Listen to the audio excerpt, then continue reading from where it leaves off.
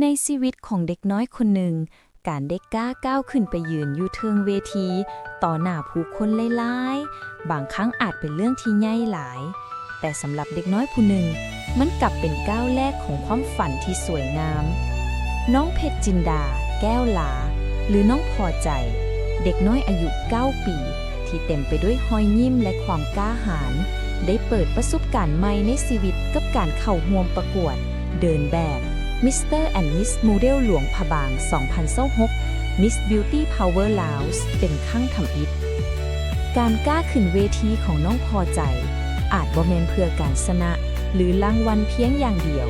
แต่เป็นการกล้าก้าวออกจากความอายและการกล้าแสดงตนเองให้โลกได้เห็นความสามารถน้อยๆที่ซ่อนอยู่ในหัวใจของเด็กน้อยทุกก้าวที่น้องก้าวไปอยู่ถึงเวทีบ่แม่นเพียงการเดินแบบแต่เป็นการเดินตามความฝันเดินพร้อมกับกำลังใจจากครอบครัวและผู้ที่หักน้องทุกคนสายตาน้อยๆที่เปล่งประกายและรอยยิ้มบริสุทธิ์ของน้องพอใจได้สะท้อนให้เห็นว่าความฝันบ่มีอายุและความกล้าหาญสามารถเริ่มต้นได้ตั้งแต่วันนี้ถึงแม้นี่จะเป็นเวทีครั้งทำอิฐแต่สำหรับครอบครัว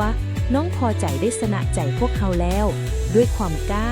ความพยายามและความน่าฮักบริสุทธิ์ของน้องบางที